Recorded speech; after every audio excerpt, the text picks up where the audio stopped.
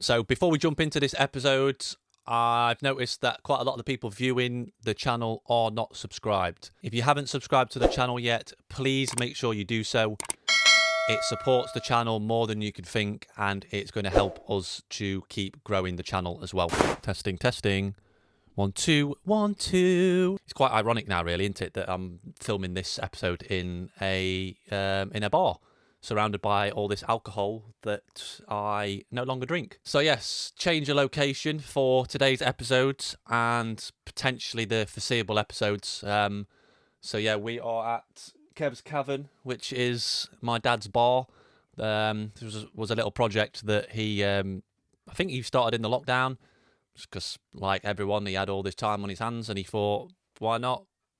I'll build a bar in the back garden, saves going out to the pub and paying pub prices for booze. So yeah, it's a really good setup here, to be fair. I didn't know if there might be like too much going off in the background, so I do apologise if it's a lot to take in and you're getting distracted by everything else. But yeah, we're gonna be here for the foreseeable. Long story short, so for those of you that don't know, I still live at home with my mum and unfortunately her arsehole of a partner.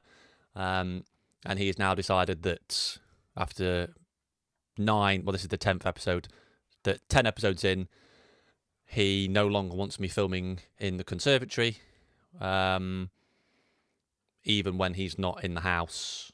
And I can't quite get my head round the reasoning behind that, because he said he doesn't like me filming in there because he can't go in there when I'm filming, but I always film when he's not in the house. So if you're not in the house, you can't go in the conservatory. So yeah, I really wish I'd caught it on camera now, because I don't give a shit. I would have put it on YouTube. After the last episode, he came barging in, effing and blinding, saying, no more effing filming podcasts in here. You're not doing this. You're not doing that. Yeah, he just came in and just started being an absolute arse, just screaming, shouting, like for no apparent reason. You know what I mean? It's a civil conversation is all that was needed to say why he didn't want me filming in there. But yeah, he's an absolute arse. I also feel like there's an element of jealousy in there as well. Like I say, he is just an absolute dosser. He's an alcoholic, and I mean that's probably why I have such strong views on alcohol and why I'm almost kind of so against it, because I see him drinking pretty much all day, every day, and then every weekend, pretty much to the point where he just blacks out. Like he's clearly is an alcoholic, but he won't accept the help to try and solve it. He's not willing to change. So I used to be civil with him. As you can tell how I'm speaking about him, I don't particularly like him. I've always been civil. After that, I just thought, you know what, like, as far as I'm aware, he's dead to me now. I walk past him in the house like he's not even there. It's no skin off my teeth. I'll happily do that. I just feel sorry for my mum, because it's putting her in an awkward situation, because obviously I'm her son and he's her partner, and she's like in the middle of all this. So I feel sorry for her. So I'm going to try and be as civil as I possibly can, for her sake more than anything. So yeah, enough of my personal troubles and personal life, and on to today's topic. So I've made a couple of notes in terms of things I want to talk about today. So yeah, the main things that I want to cover is around this whole aspect of perfect conditions, and why you shouldn't wait for perfect conditions, why you don't need perfect conditions to get started. Because a lot of people probably delay things and they put things off because they think, oh, it's not the right time for me to start going to the gym because I've got X, Y, and Z going off. And don't get me wrong, in some cases, you might genuinely have so much going on in your life that adding to it is going to be quite difficult. But for the most part, there will be times and there will be periods where you can do this. Do you know what I mean? So, and even me with this podcast, like, I want to be as consistent as possible with it. I've not really been that consistent with YouTube over the last 4 years. And again, it's, you know what I mean? It's, you think, oh, I need the perfect camera. I need 2 angles. I need the perfect mic. And as much as all this stuff helps, like, I could do podcasts without all this stuff. But in my head, I keep thinking, oh, well, I need to get this and then it'll be better. So yeah, those are some of the topics that I want to talk about. So I want to start off with so I've got a quote here from Alex Hormozi. I'm sure a lot of you will be aware of him, and the work that he's doing, and he's all over the podcast world and podcast community at the minute. And I thought this would be a really good place to start because this quote is sensational. So Alex Hormozi says, an easy productivity hack. Instead of spending the time getting in the mood to work, just start working, confront the work. People think they need perfect conditions to start, when in reality, starting is the perfect condition. And I remember reading that quote for the first time, and I was just, especially that last sentence, people think they need perfect conditions to start, when in reality, starting is the perfect condition. Like, I read that and I was like, I felt like I'd had an epiphany. And yeah, I think it's so true. It's a lot of people kind of like to bang on about morning routine, and a lot of people are in search of this perfect morning routine. And you've got all these influential people on the internet saying what their morning routine is, and they wake up at 5 and they're straight in the cold plunge. They then do some reading or they do some stretching. Like, they're doing all this stuff. And again, for the large part of you watching this, like, you know what I mean? The average person doesn't have time to be doing all that stuff.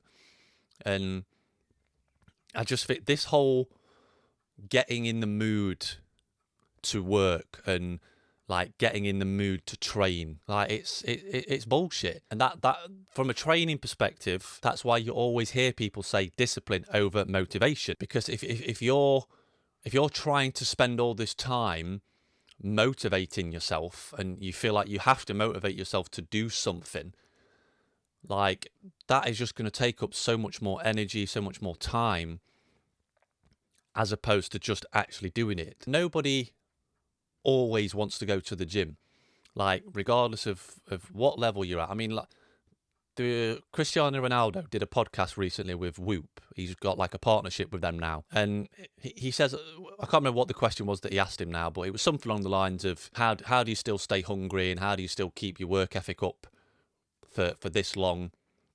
Like, you're nearly 40 years old now, and Cristiano Ronaldo said, like, some days he wakes up and he doesn't want to go to the gym. He doesn't always feel like going, but he knows that he has to, as part of this discipline and as part of this routine. You know what I mean? Trying to do all these things to get in the mood to train, or whether it's work related and you've got all these important tasks that need doing, and you're trying to do all these things to get you in the mood to work. It's like, no, just easiest thing to do. And this is something that I've started implementing, and it's been a game changer. Like, whatever you think your hardest task is for the day, whether that's gym related, whether that's work related, whatever it is, get that done first. Get the hardest task of the day done, because once it's done and it's out of the way, that takes a lot of pressure off of you. And you know what I mean? You haven't got to, you're not just sat there procrastinating, scrolling, or just doing pointless shit that's taking away time and energy from actually doing the thing. I think if you can just wake up and just, like Hormozi says in the quote, confront the work, you will find that you will get so much more done on a work basis, productivity basis, training. A lot of people don't like training in the morning, and they prefer to train after work. However, if it gets to the end of the work day, and every single day or every other day you think, oh yeah, I've been at work all day, I'm tired now, I can't be bothered to go after work. You see what I mean? How you're delaying that. if training for you is like the hardest part of your day to turn up and get it done, why not just try and get it done first thing? So it is out of the way. You've done your hardest task for the day. And I would give it a go. I was always reluctant to train in the morning, but I've started training in the morning now at like 7:30, 8:15. And I enjoy it. For 9, 9:30, my training's done for the day. I've got the rest of the day to work, to do PT, to record podcasts, to do social media stuff, clothing stuff. Like I really do prefer getting it done early doors and getting it out of the way. And yeah, another thing I wanted to cover was I suppose it is a quote. I think was it Michael Jordan that said this, or Kobe? I know he was a basketball player. It's not the destination, it's the journey. So again, in relation to these perfect conditions and thinking, oh, it's not the right time to start the gym. It's not the right time to start this podcast. It's not the right time to start this side hustle. Like, you have to think long term with it, and you've got to learn to enjoy and embrace the journey. Like, you always want to have that destination in mind. This podcast, and with the clothing launch that we are just about to do, I have a vision in my head of the destination of where I want this to go. Now, obviously, it's up to me to put in the work to get it to that destination. I'm not fixated on that. I'm taking it day by day, week by week, and it is about the journey. And you've got the journey that we've had ever since we started. Obviously, those of you that have been around since day one will know that we used to be called Balanced Athlete. We had that whole issue with not being able to trademark it. New Balance basically saying if you do trademark it, we're going to sue you. So like with anything in life, in training, in work, in business, there's going to be obstacles to overcome in that journey. But for me, that's what it's about. It's about the journey. It's about the wins. It's about the positives, but it's also about the negatives, the setbacks, how you overcome them. You learn so much through a journey. And again, I'm talking about all sorts of things, whether that is a fitness journey, whether that is starting a podcast, whether that is building a business, like whatever you want to do, you have to learn to enjoy the journey. You've got to take the rough with the smooth, the ups and the downs. You can't just let one negative and one setback just throw you off. So don't overlook the journey, okay? Don't be so fixated on the destination. And a common analogy that's used for this is climbing a mountain. You're climbing Mount Everest. If all you do is fixate on looking upwards and seeing where the summit is, you're not going to realise how far you've come on the journey if you're constantly fixated forward. Now, you want to be fixated forward, and you want to be making sure that you're putting one step in front of the other and that you are moving in that forward direction, but that should not be the only thing that you focus on. Every so often, you need to stop, take a minute, look back and look down and see where you've come from, to actually be like, oh wow, shit, like I started down here and I've made it up to here. Again, I'm talking like fitness. Look at where you were at on the start of your fitness journey compared to where you're at now. You might not be where you want to be, but you'll be a damn sight closer than what you were a year ago, that's for sure. And the last point that I want to finish on is you have to believe it even when others don't. Now, when you embark on any journey, and the crazier the goal and the crazier that the journey is, the less people are going to believe in it. Most people, if you say to them that if you've got a crazy goal in mind, and I'm trying to think of a good example. Like, take someone like a KSI. Back in the day, when he started out on YouTube, it wasn't a popular thing. So you can imagine KSI going to his parents, and I think he's done a video on this. He's gone to his parents and said, I want to do YouTube full time. Like, they're not going to believe in it. And there's going to be people in your life, and there's people in my life that when you say to them, oh, I want to achieve something, at first they might not understand it, and they might not believe in it. But don't let that throw you off. You have to be the one that believes in it more than anyone. And then what you'll find is the more work you start putting in, the more traction that you start getting. Again, I'm not like, if I'm talking fitness, if I'm talking you starting up a business, like if you've got some crazy business idea, you say, oh, I want to start up this business, and people don't believe in it. Those same people, once they see that you're starting to get a bit of traction and you do start building it, they then will probably start to believe in you. But at the very start, not many people are going to believe in you.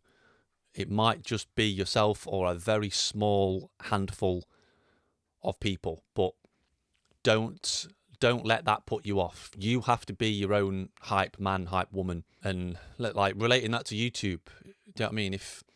If you're sitting there and you're working a job that you don't like, you're unfulfilled, you might think you're underpaid and underappreciated at work, but you've got all these passions and hobbies that you're passionate about, like lean in on that. Like I honestly, like I say, I've only done this is the 10th episode now, podcast, but like I absolutely love doing it, and it's I don't know why, but it ignites this spark in me when I'm doing this, when I'm filming it, when I'm editing it. So it's this is why I'm going all in on it. So don't be scared of going all in. I know it might be scary at first, and you've got this comfortable job, but to begin with, there's no reason why you can't just do stuff on the side. Make time to do stuff on the side. Don't just work for a company, clock in and clock out. Make sure that you are investing in yourself in your own spare time. I know it's hard, it's difficult. It takes time, it takes persistence. Like I say, it takes a lot of belief when potentially other people aren't going to believe in you. But if you stay on that path, I guarantee you one day, and who knows when that day will come, but one day it will be worth it. So yeah, we're going to wrap this episode up here, guys. As always, thank you for tuning in. If you enjoyed this episode, please drop the video a like. If you aren't subscribed, please make sure you do subscribe. It really helps to support the channel, and it helps us to grow, and it's going to help us to spread these messages out to more people. I'd love to hear your thoughts on some of the topics that I've spoken about. So whether you agree or disagree with anything that I've said, feel free to drop a comment below. And anyone's opinion is always appreciated and valued. So yeah, thank you for tuning in, guys. Take care, and I will see you next time.